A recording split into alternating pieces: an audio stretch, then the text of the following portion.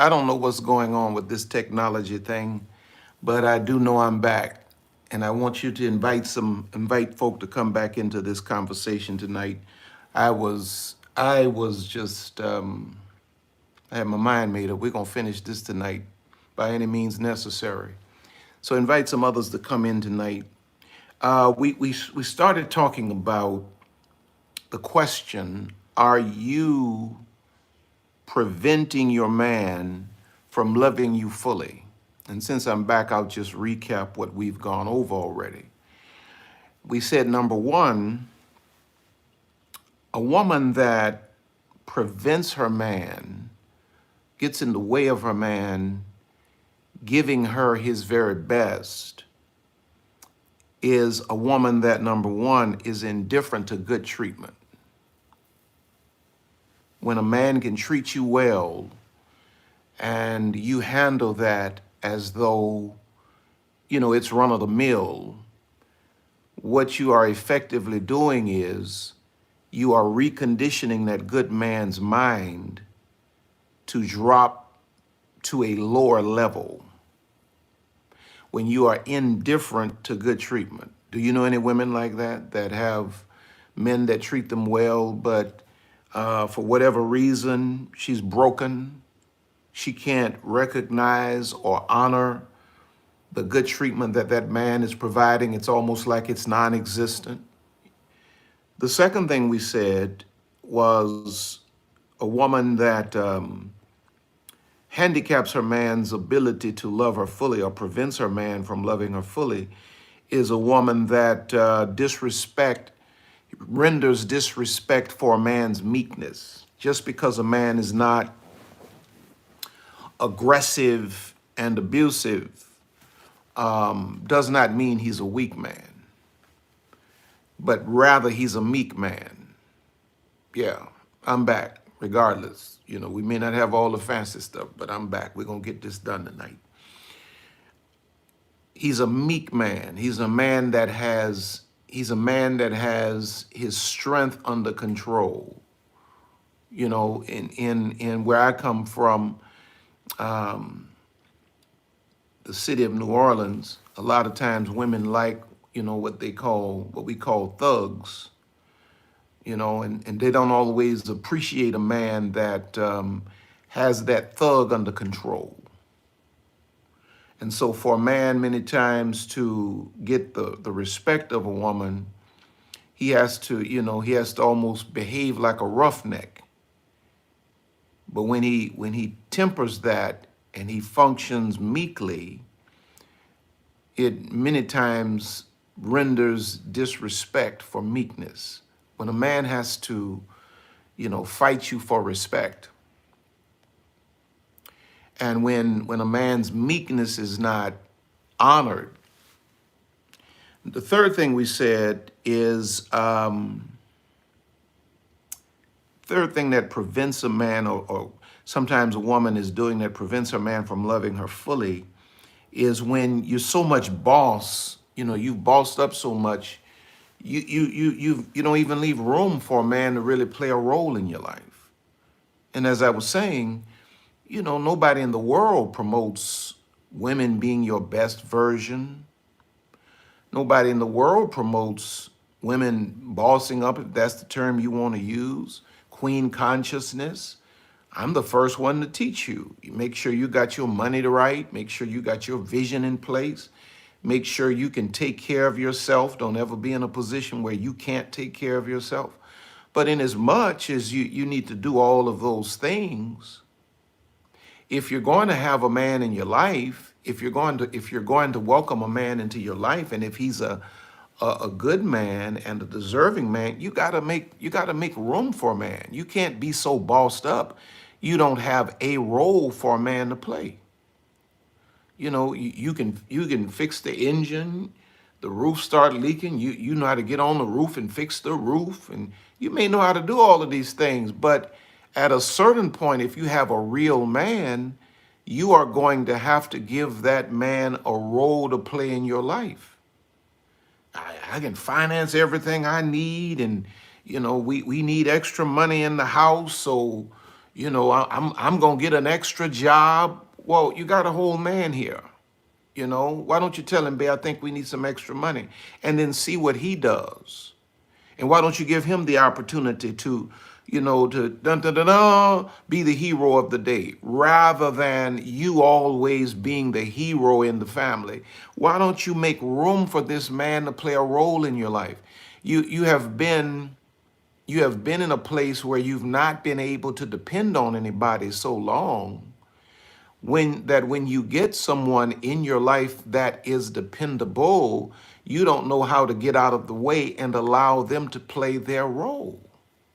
And I mean, I get it, I get it, but I'm just saying it to bring it to your awareness that if you don't make room for this man to be needed in your life, because a real man is not going to be like a little feminine man. A masculine man is not going to just hang around and be a fixture in your life. He's going to have to be an asset. And if you don't leave room or space for him to be an asset, and like we were talking in the other point about, in the first point about being indifferent to good treatment, if you don't leave space for him to be an asset and recognize him as being an asset, you reprogram him. You reprogram him. So what happens is you begin to break a good man. So I appreciate you being a boss. I appreciate you for, having all of your ducks in a row. I appreciate you for, not being a silly woman that's out here just, swayed by every move of clowns and crowns. But when you get a king, when you get a man to show up in your life, you're going to have to make room for him to be the man. You got to learn how to stop driving at a certain point.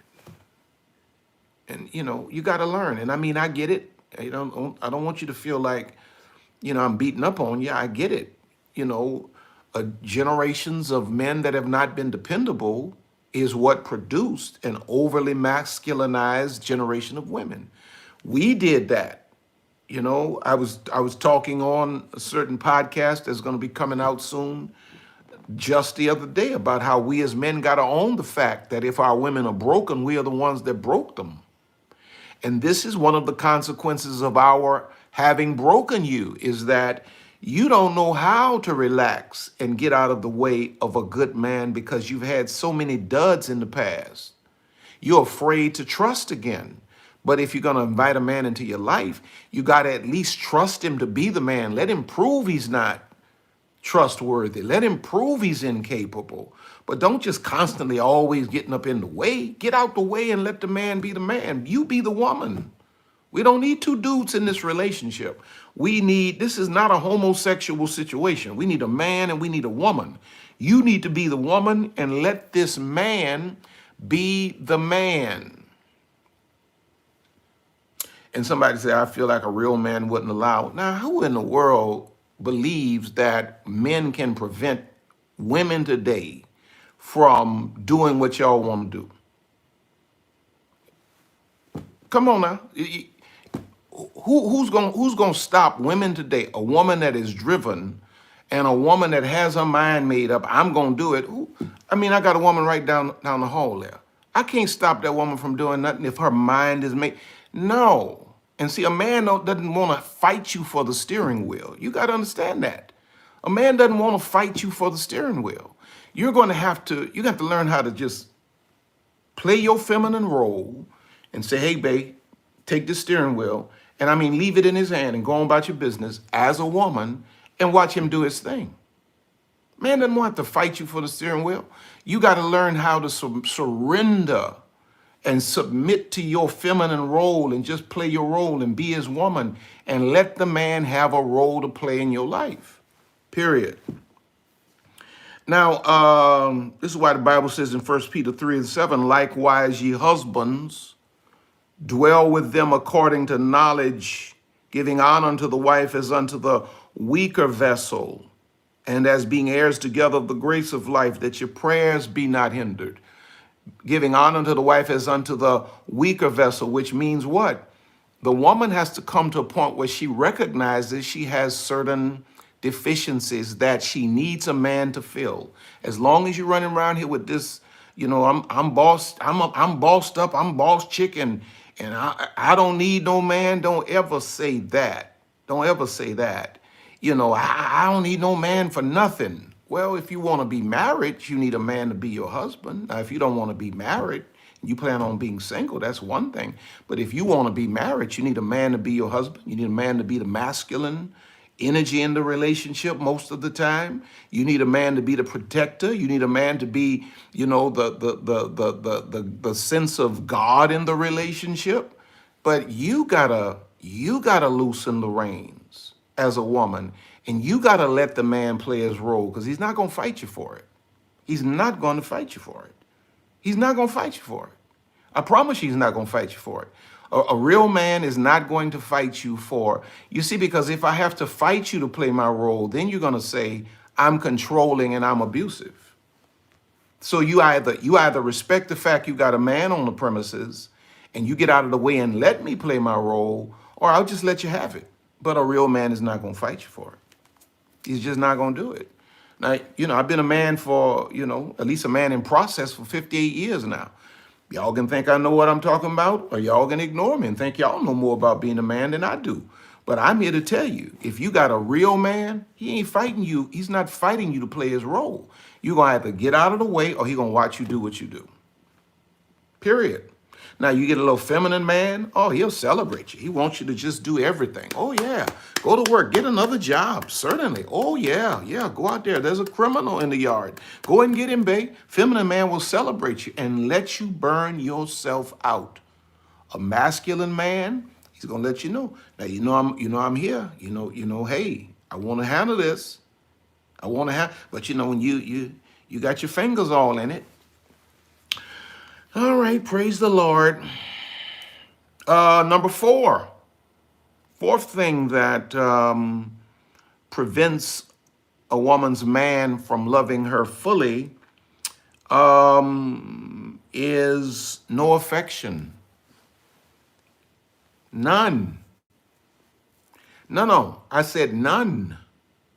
No affection. And I know what y'all coming with. Well, you see, I got these babies and I got to work this job and I got to do all of this and I got to do all of that. Yeah, but you see, you knew all of that when you signed up to be somebody's wife. You can't be somebody's wife and don't get a man no affection. How you gonna take a man off of the market, when he's probably accustomed to having the attention of multiple ladies, and you say, I'm gonna bring you to the altar and I want you to commit to me and to me only, and then you get the man in that situation and you give him no affection, none? You that stressed out? You can't give your man no affection? I know I'm getting in trouble now, but it's good trouble. Come on now. None?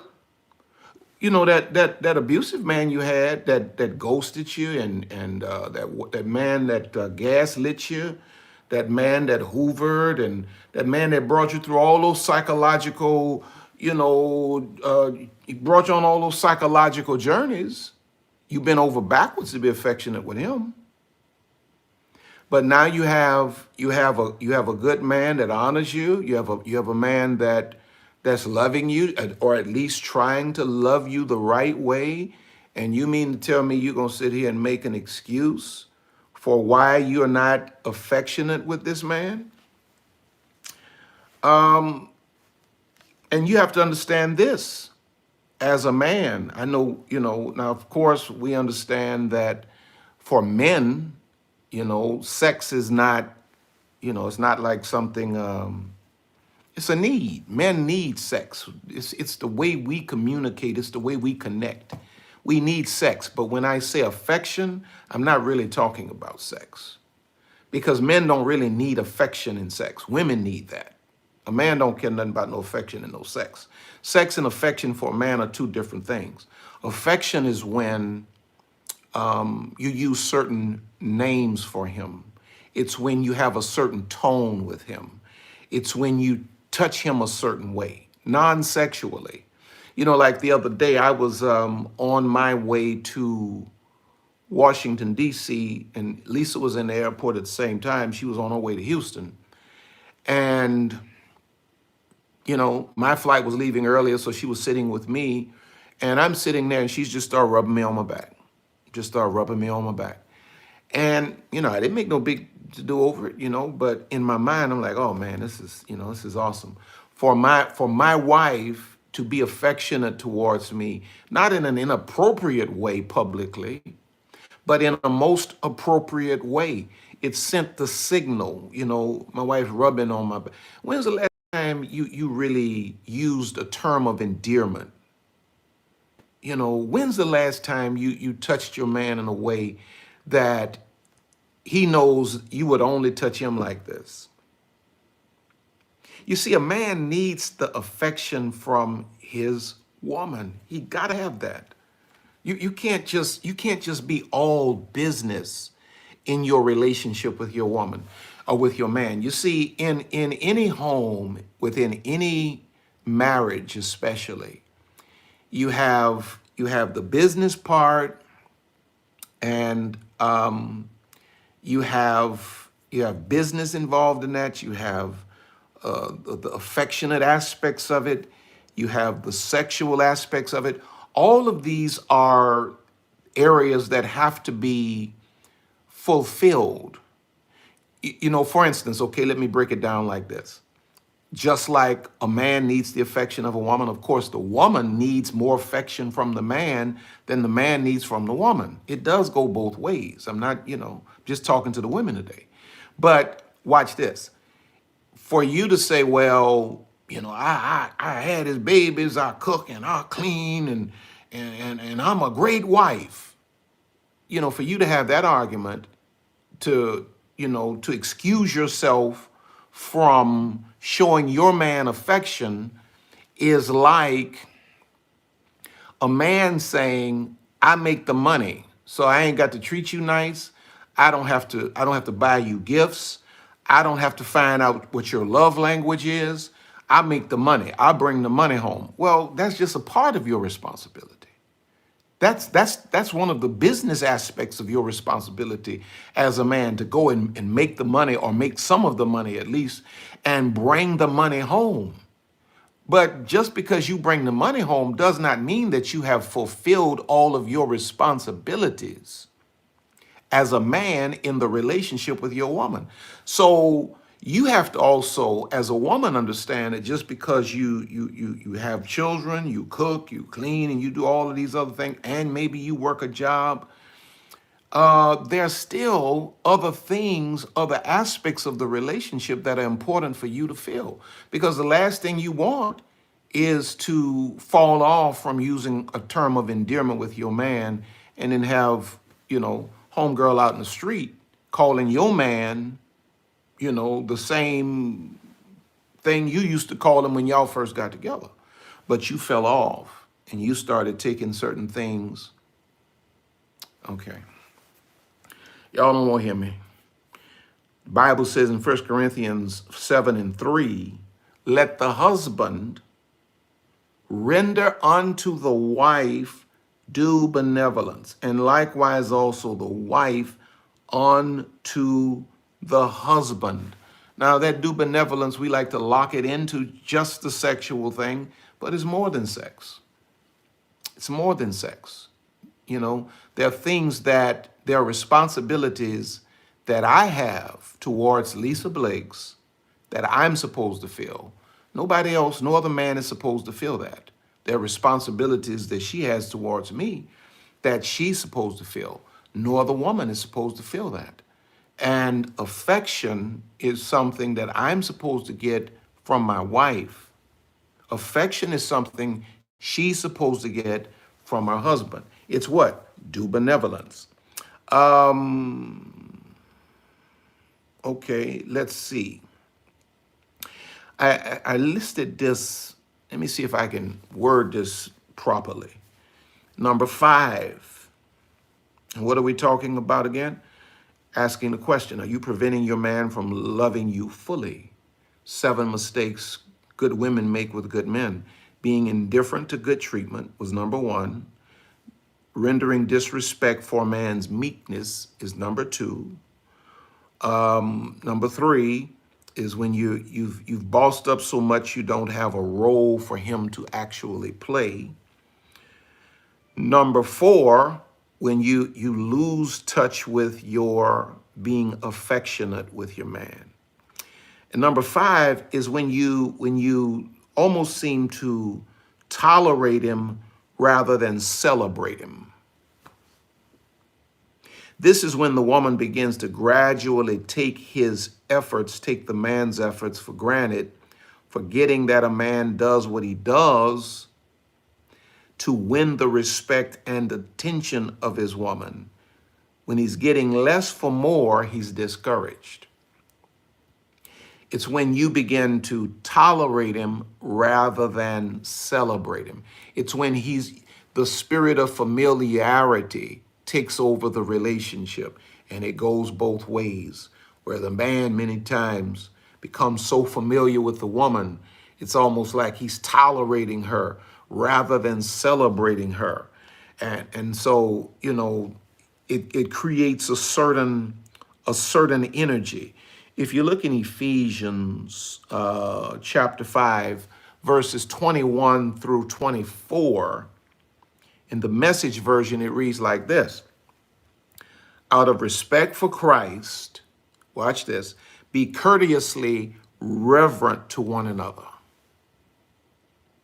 Wives, understand and support your husbands in ways that show your support for Christ.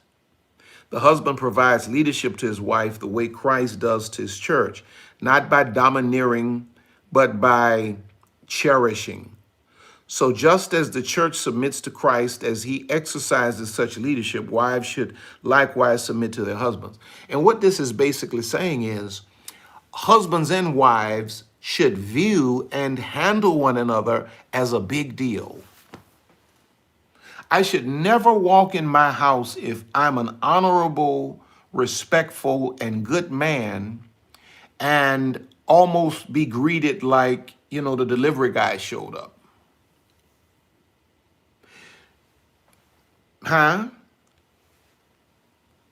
It's when you handle him as though you're tolerating him rather than celebrating him. It should be a big deal when your man walks into the room. That dude is doing his job. He's honoring you. He's respecting you. He's loving you. He's protecting you. When he shows up, it should be a big deal. Nobody should show up in your life and it be a bigger deal than him.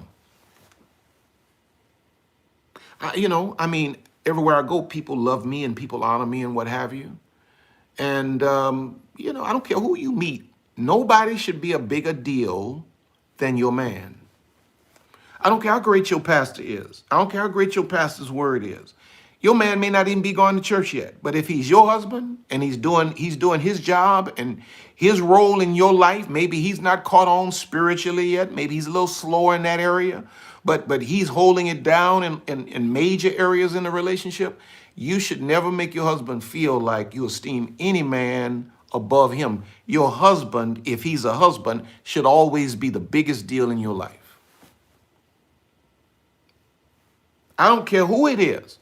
You should never make your man feel like you're just tolerating him and you're not celebrating him. Because anything that is celebrated will be duplicated. So, all of us as men, we're nothing but, I said dudes don't always want to hear it, but it's the truth. Men are nothing but big boys, honestly. I don't care how old we are. We're just big boys. And we have a lot of times some of the same basic tendencies and needs that we had when we were little boys. We're little boys. We wanted to know that we were special, that mama saw us, and we wanted somebody to cheer for us and all of that. And see, your man has to have a sense of celebration. If a man is celebrated at his house, and that doesn't mean that you're putting on the pom-poms and, doing the most, But it does mean when dude walks into the house, your eyes should light up.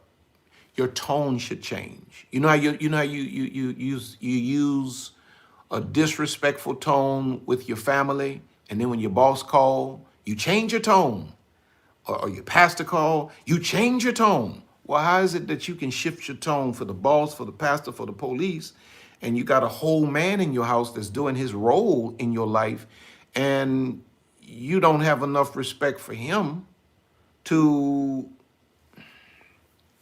okay, praise the Lord. Let me move on. Number 6. Oh, this is a good one right here. This is a good one right here. Are you preventing your man from loving you fully? Are you preventing your man from loving you fully? Number 6, when you make him pay for being in touch with his emotions. Now, let me bring balance to this. I'm not suggesting that a man is supposed to be emotional, because as men, we really don't have the space to just be emotional and to have complete and total meltdowns. That's not what we're supposed to do as men. But as men, we have to have outlets. It's like the tea kettle. It has a whistle for a reason. That whistle is releasing pressure. Where should a man open and reveal his whole naked heart, but with his woman?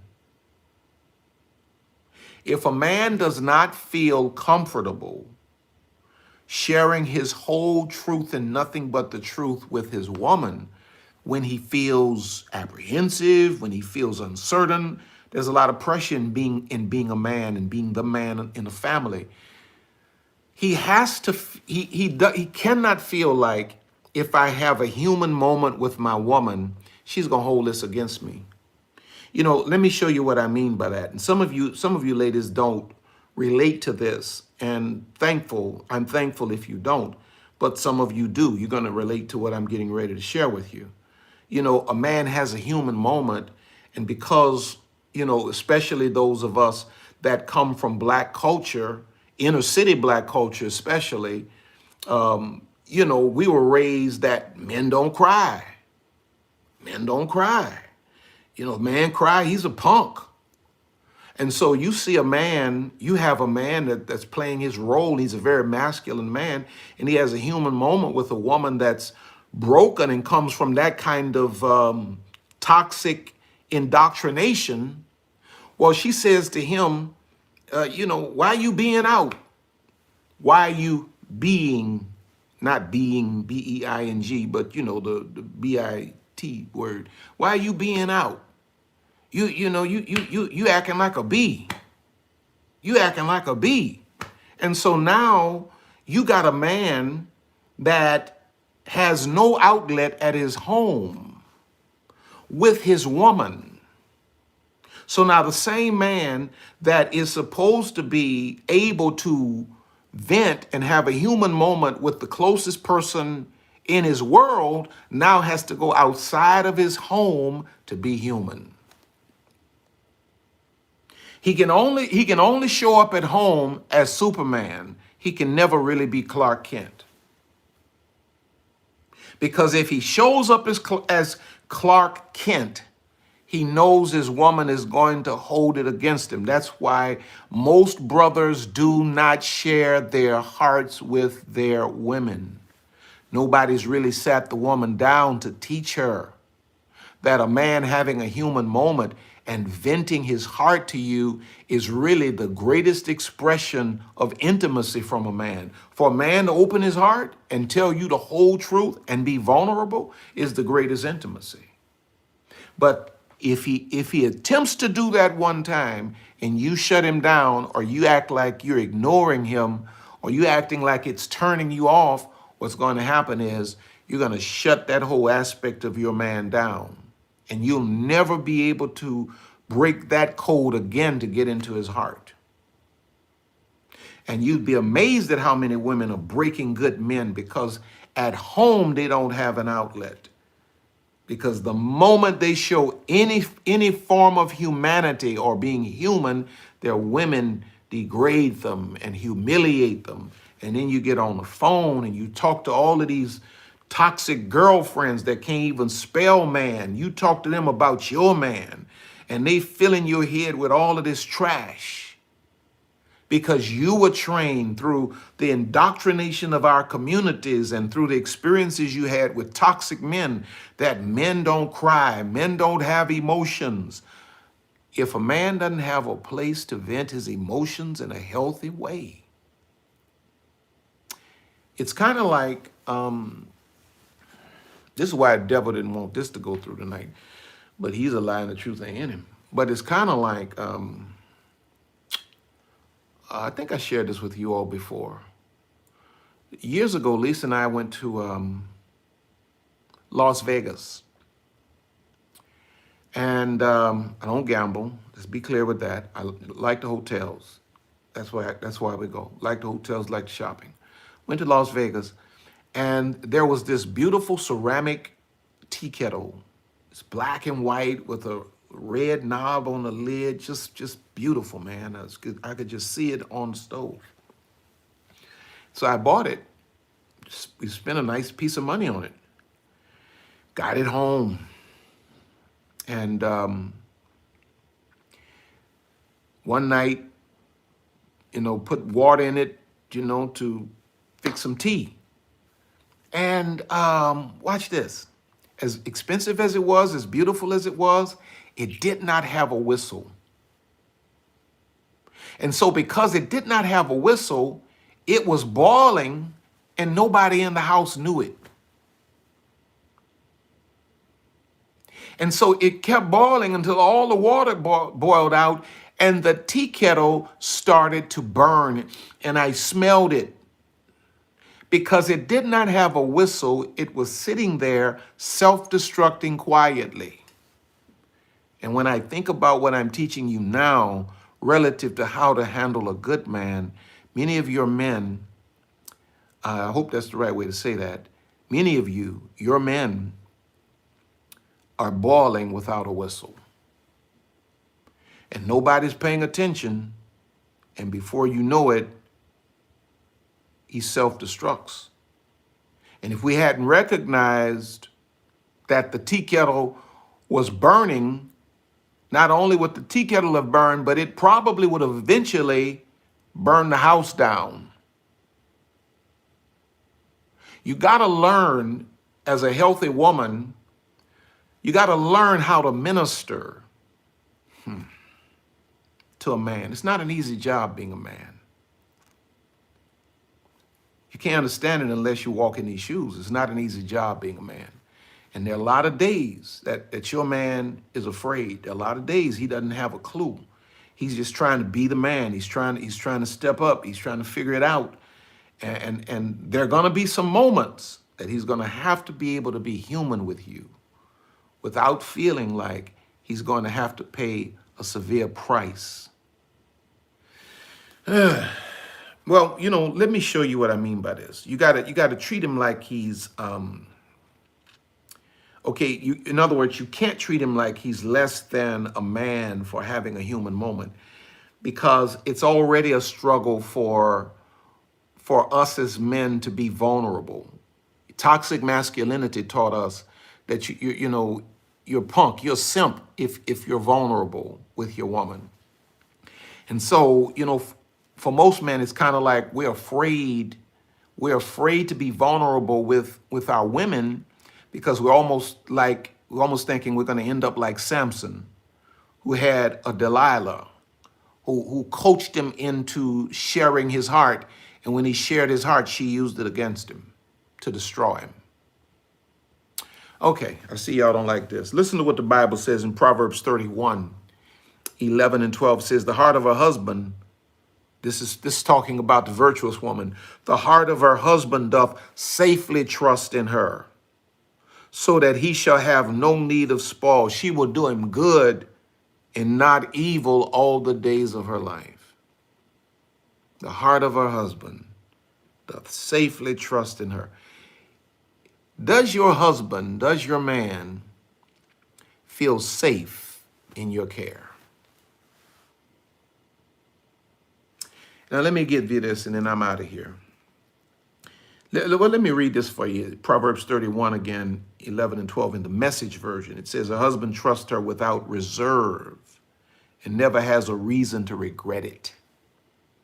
Never spiteful, she treats him generously all her life long. So the way you handle number 6, the woman trains the man to close himself off to her, which makes him instantly vulnerable to the next woman that might make him feel comfortable being vulnerable. There, unless you came to my late father's guy right there, funeral, nobody's ever seen me cry in despair. Nobody's ever seen me. I've never cried in despair in the church. I don't cry in despair in public. But the woman down the hall, she's seen me cry a few times. She can probably count them on maybe her 2 hands in the last 30-some years we've actually been together, been married 27, 28. There have been a couple of times where life had gotten so difficult that I had to come to my safe place. Let me ask you another question. Are you your man's safe place? Can your man be Clark Kent with you? Or does he have to always show up with the S on his chest? Number 7. Oh, wow. I know I'm getting in trouble here. Number 7. And I'm done. Let me go through them one more time. Are you preventing your man from loving you fully? Number 1, we said a woman prevents a man from loving her fully when she's indifferent to good treatment. Number 2, when she renders disrespect for meekness. Number 3, when you're so much of a boss, you don't leave space for a masculine man to play his role. Number 4, when you have no show of affection towards him. Number 5, when he feels like he's being tolerated rather than celebrated. Number 6, we said when you make him pay for being in touch with his emotions. And then number 7, when there's no ongoing investment in your appearance.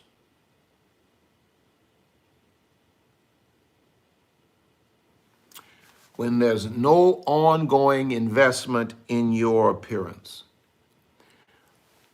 Now, please understand this. I understand being a mother, being a wife is one of the most difficult tasks on the planet. And any man with good sense does not expect his woman to show up like a supermodel every day. No, ma'am. No, ma'am. That's unrealistic. But there has to be a certain standard that you hold yourself to. No man, no wise man expects his woman to be at 50 or look at 50 like she looked when she was 25. Some women have those kinds of genes. Most women don't. But there's a standard of excellence for every stage and age of your life as a woman. And when you show up in your man's life with no respect for your ongoing appearance, when you're just doing things that are just completely unnecessary and you're just letting yourself just completely fall apart unnecessarily, that says to the man the same thing a man would say to his woman if he just had no concern for making money. A man that doesn't want a job, a man that's not concerned about earning and just sitting around, lounging around, you know what that says to his woman? You don't have a great respect for me. You don't value me very much, because if you value me, when a man loves a woman, when a man values a woman, he goes to work. I'm sorry to tell y'all, you got a dude hanging around and he ain't got no job. He's just a user. He ain't loving you right. Because when a man loves a woman, he goes to work. When a woman loves a man and she values that man, she wants to bring him her very best version, not an unrealistic version.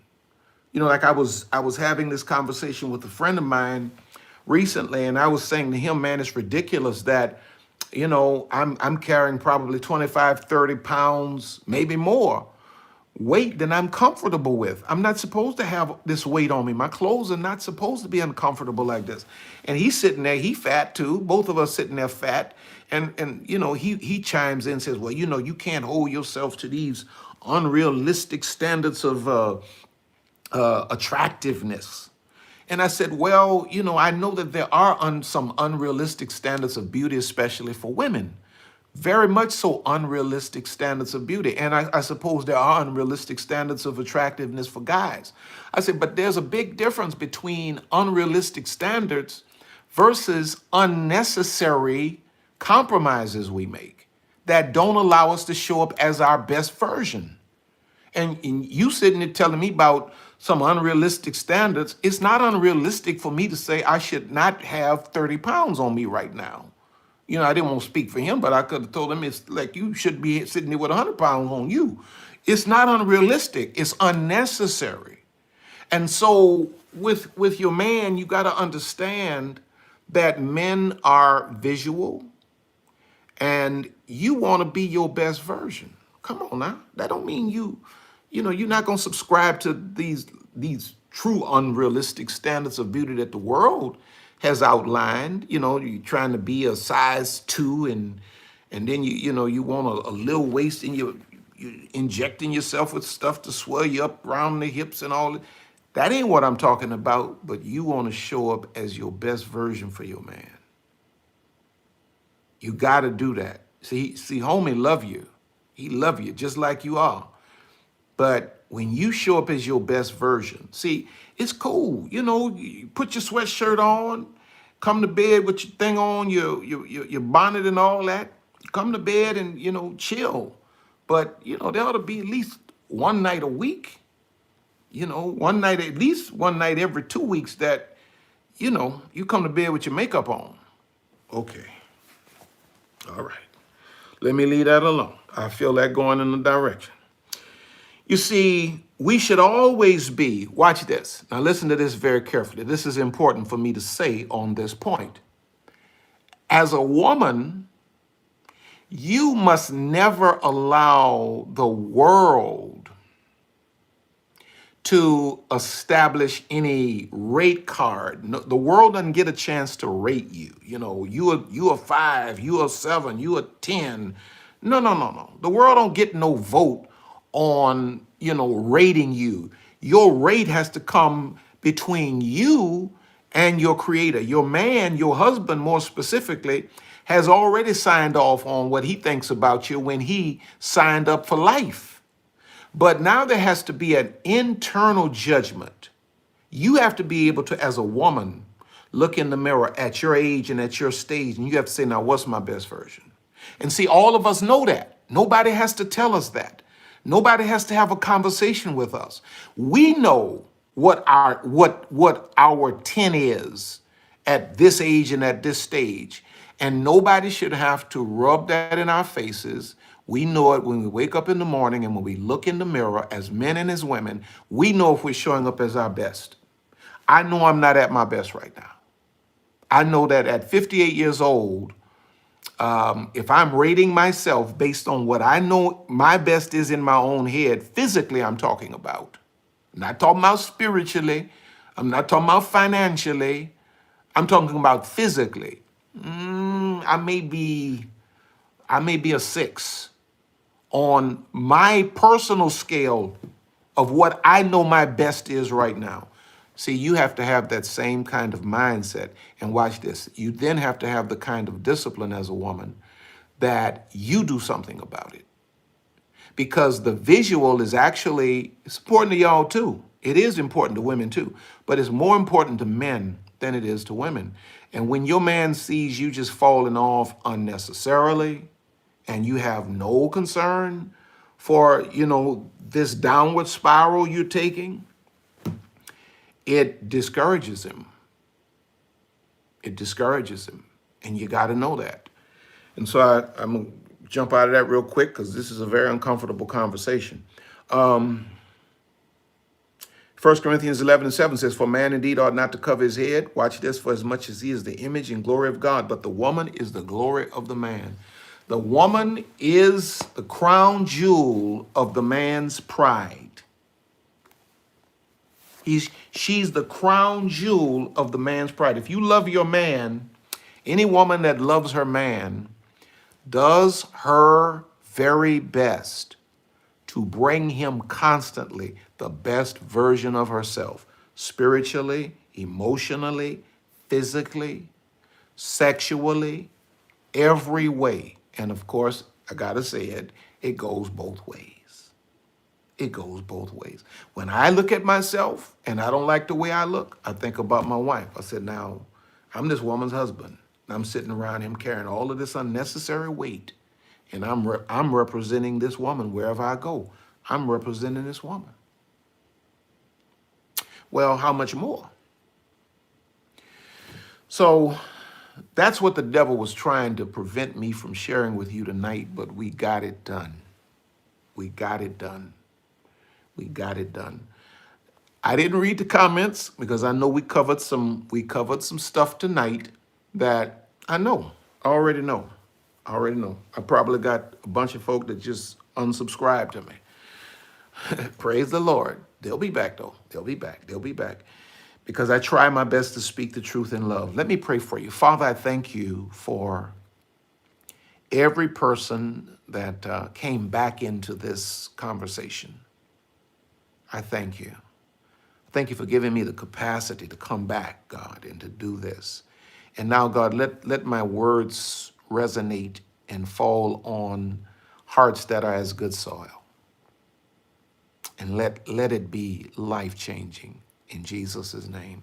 Amen. Now listen, don't forget to go to my website, rcblakes.com, sign up for my mailing list.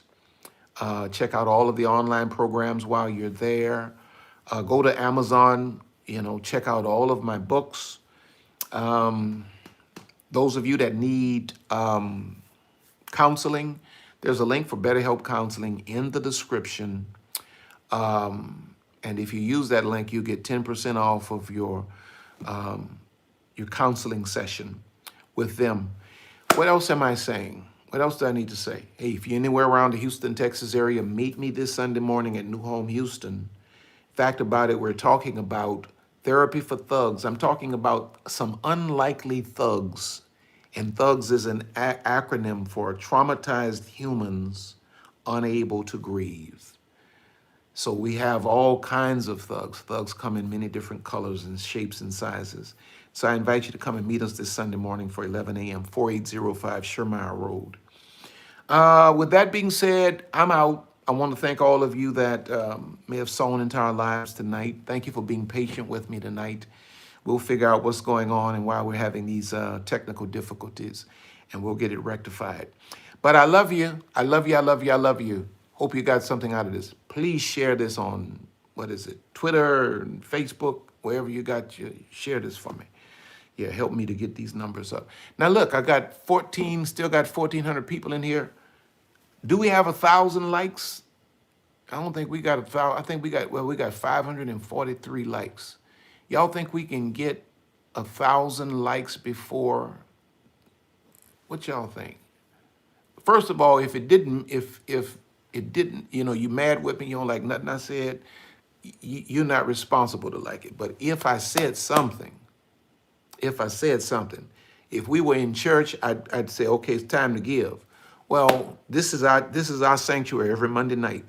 And your offering is simply hitting the button. That's all you got to do. It's easy as that. Just hit the button. It ain't going to cost you nothing. Just hit the button. And what that does is it empowers this message to trend with all of these other toxic messages. So that's what you're doing when you help me in this way. Some people don't plan on doing any more than they're doing. I want to reach as many people as possible. And you can help me to do that by just simply hitting that button. Yeah, now listen, on October the 14th, we're launching a new podcast called The Code, by men, for men, and the women that love them. Me, David Burris, and Felix Anderson, three gentlemen.